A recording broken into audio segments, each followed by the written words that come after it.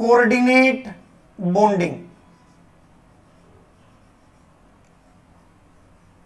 ये कंपटीशन के लिए वेरी इंपॉर्टेंट है भाई। कोऑर्डिनेट बॉन्डिंग या कोऑर्डिनेट बॉन्ड, किसने एक्सप्लेन किया था इसको? सिडविक ने। किसने एक्सप्लेन किया था बच्चों? सिडविक ने। ध्यान देना बच्चों, सभी ध्यान लगाना भाई, कोऑर्डिनेट बॉन्ड कैसे बनता है पूरा ध्यान लगाना है, अच्छे से समझ में आएगा। थोड़ी सी टफ कॉन्सेप्ट मानते हैं इसको। कोऑर्डिनेट बॉन्ड आप लोगों के लिए नया है, शायद लोअर क्लासेस में स्टडी नहीं किया होगा। ध्यान से देखना। देखो भाई, पहले मैं एग्जांपल बता देता हूं, उसके बाद मैं डेफिनेशन बताऊंगा। हाँ भाई, आपने अभी अभी कोवलेंट बॉन्ड बनाया बच्चों। आपने एक चीज देखी, कोवलेंट बॉन्ड बनाने के लिए दोनों ने इक्वल कंट्रीब्यूशन दिया। दोनों एटम ने एक एक इलेक्ट्रॉन कंट्रीब्यूट किया। अब एक जर्नल एग्जांपल सुनना भाई। मान लीजिए बच्चों, एक बिजनेस स्टार्ट करना है। एक आदमी है ए और एक है बी। फर्स्ट पर्सन है ए और सेकंड पर्सन है बी। ध्यान से सुनना भाई। इन दोनों को मिलकर एक स्टार्टअप करना है, एक बिजनेस करना है। क्या करेंगे? पहला ऑप्शन है भाई, दोनों 50-50% कंट्रीब्यूट करेंगे। 50% इन्वेस्टमेंट ये करेगा और 50% इन्वेस्टमेंट ये करेगा। दोनों ने 50-50% इन्वेस्टमेंट कर लिया, इक्वल कंट्रीब्यूशन हो गया। इस पार्टनरशिप को बोलोगे बच्चों कोवलेंट। क्या बोलोगे? कोवलेंट, क्योंकि दोनों 50-50% कंट्रीब्यूशन दे रहे हैं। इस पार्टनरशिप को बोलोगे कोवलेंट। दोनों ने आधा आधा इन्वेस्टमेंट कर दिया और आधा आधा टाइम अपने बिजनेस को संभाल लेंगे। आधा टाइम ऑफिस में ये बैठेगा, आधा टाइम ये बैठेगा। अब देखना भाई, कोऑर्डिनेट में क्या होगा? अब एक दूसरा केस सपोज करो, पर्सन ए पर्सन बी। कई बार ऐसी भी सिचुएशन हो जाती है बच्चों, पर्सन ए के पास बहुत सारे पैसे हैं और पर्सन बी के पास इन्वेस्टमेंट के लिए कोई अमाउंट नहीं है। अब पर्सन ए डिसाइड कर रहा है ये 100% कंट्रीब्यूशन देगा, लेकिन इसके पास टाइम नहीं है। ये साथ में कोई जॉब करता है, मान लो। पर्सन ए बोल रहा है मैं 100% कंट्रीब्यूशन दे दूंगा, मैं सारे पैसे इन्वेस्ट कर दूंगा बिजनेस स्टार्ट करने के लिए, लेकिन मेरे पास वहां ऑफिस में बैठने का टाइम नहीं है। संभालना किसको पड़ेगा? बी को पड़ेगा। पूरा टाइम कौन देगा? बी। और पूरा कंट्रीब्यूशन कौन देगा? मेन चीज तो पैसा है। तो पूरा इन्वेस्टमेंट तो किया ए ने, और संभालेगा कौन? मान लो एक तरह से बी। तो इसका मतलब क्या हुआ बेटा? इस पार्टनरशिप को एक तरह से कोऑर्डिनेट बोल सकते हो आप। तो कोऑर्डिनेट में क्या होगा, ये ध्यान से सुनना है। कोवलेंट में तो दोनों ने एक एक इलेक्ट्रॉन कंट्रीब्यूट किया था, दो दो इलेक्ट्रॉन कंट्रीब्यूट किए थे, यानी बराबर कंट्रीब्यूशन दिया था। 50% इसने और 50% इसने। लेकिन कोऑर्डिनेट बॉन्ड में पूरा का पूरा कंट्रीब्यूशन एक ही एटम देगा। ये आपको ध्यान रखना है। एक बॉन्ड बनाने के लिए दो इलेक्ट्रॉन चाहिए, दोनों के दोनों इलेक्ट्रॉन एक ही एटम देगा और वो काउंट दोनों में होंगे। अब ये बिजनेस है तो दोनों का, एक पैसा इन्वेस्ट कर रहा है, एक टाइम इन्वेस्ट कर रहा है। तो ध्यान रखना है, काउंट तो होगा दोनों में, लेकिन पूरा 100% कंट्रीब्यूशन एक ही एटम देगा। उस बॉन्ड को हम क्या बोलेंगे? Coordinate bond. तो सबको क्लियर हो गया क्या करना है? अगर दोनों ने बराबर बराबर इलेक्ट्रॉन दिए तो कोवलेंट बॉन्ड मानेंगे, और बॉन्ड के दोनों इलेक्ट्रॉन एक ही एटम ने दे दिए तो उस बॉन्ड को क्या मानोगे? कोऑर्डिनेट बॉन्ड मानोगे। अब एग्जांपल से समझना भाई, इसको ध्यान लगाना बेटा पूरा। ये एग्जांपल आता है भाई पेपर में सल्फ्यूरिक एसिड का। इसमें कोवलेंट बॉन्डिंग भी है और कोऑर्डिनेट बॉन्डिंग भी है। एक बार सभी बच्चे ध्यान लगाना। हाँ भाई, ध्यान से देखो बच्चों, सेंट्रल एटम तो है सल्फर। एक सल्फर है, 4 ऑक्सीजन है, 1 2 3 4, साथ साथ बनाते जाओ। और इसके अंदर बच्चों 2 हाइड्रोजन है, एक हाइड्रोजन यहां आ गई, एक हाइड्रोजन यहां आ गई। फिर से देखना, सल्फ्यूरिक एसिड है, सेंट्रल एटम तो हो गया सल्फर, 4 ले ली हमने ऑक्सीजन और 2 क्या ले ली बच्चों, हाइड्रोजन। अब ध्यान से देखना, हाइड्रोजन की वैलेंस शेल में 1 इलेक्ट्रॉन, इस हाइड्रोजन में भी 1 इलेक्ट्रॉन, ऑक्सीजन की वैलेंस शेल में 6 इलेक्ट्रॉन, 2 4 5 6, इसमें भी 6 इलेक्ट्रॉन, इस ऑक्सीजन में भी कितने इलेक्ट्रॉन बच्चों, 6 इलेक्ट्रॉन, हर एक ऑक्सीजन की वैलेंस शेल में 6 इलेक्ट्रॉन, और सल्फर भी ऑक्सीजन के ग्रुप में है, इसलिए सल्फर की वैलेंस शेल में भी 6 इलेक्ट्रॉन। अब एक बार लिखना बंद करना और ध्यान से देखना, सेंट्रल एटम सल्फर, 4 ऑक्सीजन लिख दिए, 2 हाइड्रोजन, सबके वैलेंस इलेक्ट्रॉन रिप्रेजेंट कर दिए, हाइड्रोजन में 1, ऑक्सीजन में 6, सल्फर में भी 6। ये एग्जांपल जिसको आ गया वो मान सकता है वो बच्चा कंपटीशन एग्जाम में बैठने का है। ध्यान लगाना भाई, टेस्टिंग चल रही है आपकी, ध्यान से देखना है। अब पहली बात, 1 इलेक्ट्रॉन हाइड्रोजन ने कंट्रीब्यूट किया, 1 इलेक्ट्रॉन ऑक्सीजन ने, एक कोवलेंट बॉन्ड बन गया भाई, बना दो सभी। यहां भी 1 इलेक्ट्रॉन ऑक्सीजन ने कंट्रीब्यूट किया, 1 हाइड्रोजन ने कंट्रीब्यूट किया, इक्वल कंट्रीब्यूशन हो गया, ये भी क्या बन गया बच्चों, कोवलेंट बॉन्ड बन गया। अब 1 इलेक्ट्रॉन ऑक्सीजन का, 1 इलेक्ट्रॉन सल्फर का कोवलेंट बॉन्ड बन गया, और 1 इलेक्ट्रॉन ऑक्सीजन का, 1 इलेक्ट्रॉन सल्फर का, यहां भी कोवलेंट बॉन्ड बन गया। तो यहां तक सिंपल कोवलेंट बॉन्ड है। ध्यान से देखना, थोड़ा मैं चेंज करूंगा, आपको क्या करना पड़ेगा, ये दोबारा बनाना पड़ेगा बाद में, लेक्चर के बाद इसको दोबारा बनाना, थोड़ी सी कटिंग होगी, कोई प्रॉब्लम नहीं है उसमें, लेकिन वो जरूरी है समझने के लिए। ध्यान से देखना भाई, इक्वल कंट्रीब्यूशन हुआ, covalent bond, equal contribution, covalent bond, equal contribution, covalent bond, equal contribution, covalent bond. अब देखना बच्चों ध्यान से, अब अगर देखो इस ऑक्सीजन का ऑक्टेट कंप्लीट हो चुका है, 2 4 6 8, इसका ऑक्टेट कंप्लीट हो गया 2 4 6 8। अब ध्यान से देखना, अब बढ़ाना मत, पहले सुनना। मान लो यहां भी मैं इक्वल कंट्रीब्यूशन कर दूं, देखो 2 कोवलेंट बॉन्ड बन गए, और यहां भी 2 कोवलेंट बॉन्ड बन गए। अब देखो ऑक्सीजन का तो ऑक्टेट कंप्लीट हो गया, 2 4 6 8, 2 4 6 8, लेकिन सल्फर के इलेक्ट्रॉन काउंट करना, 2 4 6 8 10 12, इसका मतलब कोवलेंट बॉन्ड तो नहीं बढ़ना चाहिए, तो क्या बनेगा, ध्यान से देखना सभी। अब यहां सल्फर ऑक्सीजन के बीच में कोवलेंट बॉन्ड नहीं बनेगा, ध्यान लगाना भाई। मैं क्या करूंगा, इन 2 इलेक्ट्रॉन को यहां रिप्रेजेंट कर देता हूं, बेशक यहां लिखे रहने दो, कोई कटिंग करने की जरूरत नहीं, जैसे यहां लिखे हुए कोई प्रॉब्लम नहीं, इधर लिख दिया, बेशक यहां लिख दो, कोई प्रॉब्लम नहीं। अब देखना, अब बॉन्ड बनाने के लिए दोनों इलेक्ट्रॉन सल्फर ने दे दिए भाई, सल्फर ने अपने दोनों इलेक्ट्रॉन दे दिए और बॉन्ड बना लिया। एरो से रिप्रेजेंट करूंगा क्योंकि ये कोऑर्डिनेट बॉन्ड है। अब देखना, ये दोनों इलेक्ट्रॉन देके एक कोऑर्डिनेट बॉन्ड इधर बना लिया। अब ऑक्सीजन का ऑक्टेट चेक करो, 2 4 6 8, ये दोनों इलेक्ट्रॉन यूज हो गए, 2 4 6 8, ये दोनों इलेक्ट्रॉन यूज हो गए, और सल्फर में देखना 2 4 6 8। इसका मतलब क्या हुआ, ये बॉन्ड बनाने के लिए और ये बॉन्ड बनाने के लिए जो दोनों इलेक्ट्रॉन है वो सल्फर देगा। 100% कंट्रीब्यूशन किसका हुआ, सल्फर का हुआ, तो ये बॉन्ड बन गया कोऑर्डिनेट बॉन्ड। एरो से रिप्रेजेंट करेंगे, और ध्यान रखना है जो इलेक्ट्रॉन देगा उसकी तरफ टेल रखनी है, और जो इलेक्ट्रॉन जिसकी तरफ जाएंगे उसकी तरफ एरो का हेड रखना बच्चों। तो एक बार कमेंट करो और बताओ समझ में आया या रिपीट करो, दोबारा रिपीट करवा लेना भाई जिसको ना आए, जल्दी बताओ जब तक मैं डेफिनेशन लिख देता हूं।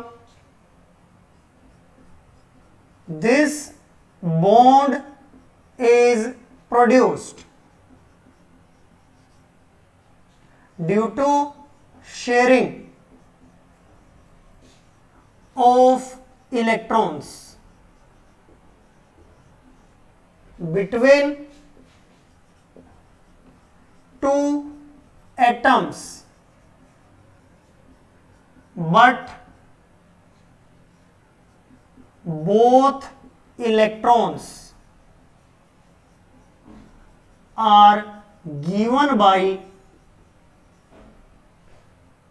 any one of the two bonded atoms। लेकिन दोनों इलेक्ट्रॉन कोई भी एक एटम देगा भाई। तो इस एग्जांपल को नोट कर दो। दूसरा एग्जांपल दे रहा हूं, जिसको नहीं आया उसको 100% दूसरे एग्जांपल से आ जाएगा। तो ये भी इलेक्ट्रॉन की शेयरिंग से हो रहा है। देखो दोनों में काउंट हो रहे हैं, शेयर हो रहे हैं इलेक्ट्रॉन, लेकिन दोनों इलेक्ट्रॉन किसने दिए बच्चों? किसी एक एटम ने दिए। जो देगा उसकी तरफ एरो की टेल रखनी है और जो लेगा उसकी तरफ एरो का हेड रखना है। ये आपको ध्यान रखना भाई। फर्क क्या हो गया? कोवलेंट बॉन्ड में दोनों बराबर बराबर इलेक्ट्रॉन दे रहे थे और कोऑर्डिनेट बॉन्ड में दोनों इलेक्ट्रॉन एक ही एटम दे रहा था। जैसे इधर भी सल्फर ने दिए और इधर भी सल्फर ने दिए। इस बॉन्ड को बोलोगे बच्चों कोऑर्डिनेट बॉन्ड। तो डेफिनेशन लिख दो। लेकिन दोनों इलेक्ट्रॉन कौन देगा भाई? Any one of the two bonded atoms. जिन दो एटम के बीच में बॉन्ड बना रहे हो उनमें से कोई एक एटम देगा। अब देखना भाई, आईटी का क्वेश्चन बता रहा हूं भाई, देखते हैं सोल्व कर पाओगे क्या। ये पूछा गया भाई इस कंपाउंड में कौन सा बॉन्ड है? एमोनियम क्लोराइड है भाई। एमोनियम क्लोराइड में बताना है कौन सा बॉन्ड है। आयनिक बॉन्ड है, कोवलेंट बॉन्ड है या कोऑर्डिनेट बॉन्ड है? ध्यान से समझना भाई, बहुत अच्छा एग्जांपल है भाई। एमोनियम क्लोराइड में बताना है बच्चों कौन सा बॉन्ड है। ध्यान लगाना एक बार। देखो मैं पहले इसके दो पार्ट कर देता हूं। ये एक आयनिक कंपाउंड भी माना जाता है क्योंकि इसके दो पार्ट होंगे बच्चों। पहला पार्ट निकला एमोनियम पॉजिटिव और दूसरा पार्ट निकला Cl नेगेटिव। जोड़ के देख लो, दोनों के कॉम्बिनेशन से क्या बनेगा? NH4Cl। ध्यान से देखना, यानी पहला पार्ट निकला NH4 पॉजिटिव और दूसरा पार्ट निकला Cl नेगेटिव। तो यहां से एक बात तो क्लियर होगी, पॉजिटिव नेगेटिव के बीच में आयनिक बॉन्ड होता है। कौन सा बॉन्ड होता है? Ionic bond. अब देखना इस पार्ट पे एक्स्ट्रा ध्यान लगाना है। NH4 पॉजिटिव, ध्यान से समझना भाई, बिल्कुल कॉन्सेप्ट को क्लियर कर देगा ये। सेंट्रल एटम है नाइट्रोजन और आप सभी को पता है नाइट्रोजन की वैलेंस सेल में कितने इलेक्ट्रॉन होते हैं बच्चों? 5 इलेक्ट्रॉन होते हैं भाई। एटॉमिक नंबर 7, फर्स्ट सेल में 2 तो दूसरी में 5 बचे। तो नाइट्रोजन की वैलेंस सेल में 5 इलेक्ट्रॉन रिप्रेजेंट कर दिए। अब ध्यान से देखना, थोड़ा बड़ा बना देता हूं और भी क्लियरिटी से दिखेगा। तो नाइट्रोजन की वैलेंस सेल में हमने 5 इलेक्ट्रॉन रिप्रेजेंट कर दिए। अब ध्यान से देखो भाई, नाइट्रोजन हो गया, उसके अलावा हमारे पास क्या है? H4 positive. H4 पॉजिटिव का मतलब बच्चों 3 तो आपके पास H हैं और एक H पॉजिटिव है। ध्यान से सोचो, तभी तो H4 पॉजिटिव बनेगा। एक तो हो गया नाइट्रोजन, वैलेंस सेल में 5 इलेक्ट्रॉन और 4 आपके पास हाइड्रोजन है। लेकिन ध्यान से देखो पॉजिटिव चार्ज भी है, इसका मतलब 3 तो नॉर्मल हाइड्रोजन है और एक आपके पास क्या है? H पॉजिटिव है, तभी तो H4 पॉजिटिव बनेगा। अब ध्यान से देखो, पहला नॉर्मल हाइड्रोजन, हाइड्रोजन की वैलेंस सेल में 1 इलेक्ट्रॉन, दोनों ने इक्वल कंट्रीब्यूशन दिया, कोवलेंट बॉन्ड बन गया। दूसरा हाइड्रोजन, वैलेंस सेल में 1 इलेक्ट्रॉन होता है हाइड्रोजन में, इक्वल कंट्रीब्यूशन दिया, कोवलेंट बॉन्ड बन गया। तीसरा हाइड्रोजन, कोवलेंट बॉन्ड बन गया। तीनों हाइड्रोजन पे 1-1 इलेक्ट्रॉन था और 1-1 इलेक्ट्रॉन नाइट्रोजन ने दे दिया, इक्वल कंट्रीब्यूशन हो गया बच्चों, कोवलेंट बॉन्ड बन गया। अब देखना भाई, चौथा हाइड्रोजन है H पॉजिटिव। H पॉजिटिव का मतलब हाइड्रोजन ने एक इलेक्ट्रॉन लूज कर रखा है और हाइड्रोजन पे होता ही एक इलेक्ट्रॉन है, वो भी लूज कर दिया। सोच के बोलो क्या इसके पास कोई इलेक्ट्रॉन है? 0 इलेक्ट्रॉन बच गए बच्चों। क्या ये कंट्रीब्यूशन दे सकता है? वही केस आ गया, इसके पास तो इलेक्ट्रॉन है ही नहीं। और इधर देखना, नाइट्रोजन के पास 2 इलेक्ट्रॉन बचे हुए हैं। नाइट्रोजन ने क्या किया? कोई बात नहीं भाई, तेरे पास इलेक्ट्रॉन नहीं है लेकिन बॉन्ड तो फिर भी बनाएंगे। कैसे बनाएंगे? दोनों इलेक्ट्रॉन किसने दे दिए बेटा? नाइट्रोजन ने दे दिए दोनों इलेक्ट्रॉन। और देखना, अब दोनों इलेक्ट्रॉन नाइट्रोजन ने दिए, कौन सा बॉन्ड बना? कोऑर्डिनेट बॉन्ड बना। नाइट्रोजन ने दिए एरो की टेल और H पॉजिटिव ने लिए हेड। तो देखना, अब ध्यान से देखो, तो क्या बना भाई हमारे पास? ये बन गया भाई। अब मैं क्या करूंगा? इस पॉजिटिव चार्ज को बाहर ले आऊंगा, कोई प्रॉब्लम नहीं है, और यहां लिख दूंगा Cl नेगेटिव। तो कौन सा बॉन्ड हुआ? 3 तो हो गए कोवलेंट बॉन्ड, एक हो गया कोऑर्डिनेट बॉन्ड और एक हो गया आयनिक बॉन्ड। देखो, इस पॉजिटिव और नेगेटिव पार्ट में तो आयनिक बॉन्ड, और इस पॉजिटिव पार्ट में भी ध्यान से देखें 3 कोवलेंट बॉन्ड और एक कोऑर्डिनेट बॉन्ड। इस चार्ज को यहां लिखो या ब्रैकेट से बाहर ले आओ तो भी कोई प्रॉब्लम नहीं है बेटा। तो देखना, NH4 पॉजिटिव, Cl नेगेटिव, ये आयनिक बॉन्ड, ये कोऑर्डिनेट बॉन्ड, 3 कोवलेंट बॉन्ड। तो किस पे मार्क करना था? 4th ऑप्शन मिलेगा, all the above. Ionic bond भी है, कोवलेंट बॉन्ड भी है, कोऑर्डिनेट बॉन्ड भी है। तो क्लियर हो गया होगा भाई, नाइट्रोजन को दोनों इलेक्ट्रॉन क्यों देने पड़े? क्योंकि हाइड्रोजन के पास इलेक्ट्रॉन नहीं थे, H पॉजिटिव था। तो देखना भाई, नाइट्रोजन ने दोनों इलेक्ट्रॉन दिए तो कोऑर्डिनेट बॉन्ड, और दोनों बराबर बराबर कंट्रीब्यूशन करेंगे तो कोवलेंट बॉन्ड। सिंपल कॉन्सेप्ट है बेटा। तो ये थी भाई आपकी कोऑर्डिनेट बॉन्डिंग। क्या फर्क आया? कोवलेंट बॉन्ड बनाने के लिए दोनों एटम इक्वल कंट्रीब्यूशन करेंगे भाई। दोनों एटम एक एक इलेक्ट्रॉन कंट्रीब्यूट करेंगे, या 2-2 इलेक्ट्रॉन कंट्रीब्यूट करेंगे, या 3-3 इलेक्ट्रॉन कंट्रीब्यूट करेंगे। अगर दोनों ने बराबर इलेक्ट्रॉन कंट्रीब्यूट किए तो कोवलेंट बॉन्ड मानोगे, और बॉन्ड बनाने के दोनों इलेक्ट्रॉन अगर एक ही एटम ने दिए तो उस बॉन्ड को बच्चों कोऑर्डिनेट बॉन्ड मानोगे। तो ये आपको ध्यान रखना है। तो आज 2 ही टाइप की बॉन्डिंग हम करेंगे, एक कोवलेंट बॉन्डिंग और एक कोऑर्डिनेट बॉन्डिंग। सृष्टि का आंसर सही था, ऑल 3 बॉन्ड्स। तो एक बार कमेंट करके बताओ समझ में आया या नहीं आया, जल्दी से बताओ भाई सभी।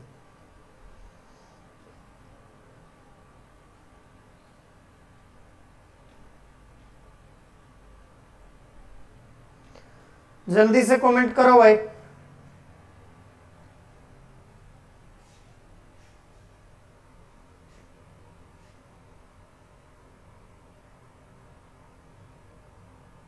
हाँ, तो बेटा क्या करना है? कल आयनिक बॉन्डिंग पढ़ाई थी, आज कोवलेंट और कोऑर्डिनेट बॉन्डिंग पढ़ाई है। दोनों का अच्छे से रिवीजन करना। कल दोनों की कुछ कॉमन प्रॉपर्टी स्टडी करेंगे और कुछ कंपटीशन के पॉइंट्स हैं, वो भी कल के लेक्चर में हम स्टडी करेंगे भाई। ठीक है, तो आज इतना ही काम करते हैं हम। तो इसको एक बार अच्छे से रिवाइज कर लेना भाई, कोई प्रॉब्लम नहीं है। तो जिन्होंने थोड़ा सा लेट ज्वाइन किया था वो एक बार प्रॉपरली स्टार्टिंग से देख लेना। 2 मिनट बीच में एक टेक्निकल प्रॉब्लम होगी थी, वो शायद वीडियो में तो नहीं मिलेगी, अब दोबारा देखोगे तो अपना एक बार इसको प्रॉपरली बच्चों रिवाइज करना है। नोट्स आपके कल मिल जाएंगे, कंफर्म मिल जाएंगे, बिना पूछे आप आ सकते हो लेने के लिए इस यूनिट के जो नोट्स हैं। लेकिन कॉपी रीड करो जो कंपटीशन के लिए प्रिपेयर कर रहे हैं, लेकिन नोट्स भी लेके जाओ, वो काफ़ी हेल्प करेंगे। कई सारी अच्छी चीज़ें मिलेंगी उसमें भी जो पढ़ने लायक है। तो ठीक है बच्चों, सबको गुड मॉर्निंग, गुड बाय। तो इसको अच्छे से तैयार करना भाई सभी। हाँ भाई, जो लेट ज्वाइन करते हैं बेटा इसको थोड़ा सा टाइम से ज्वाइन किया करो क्लास को।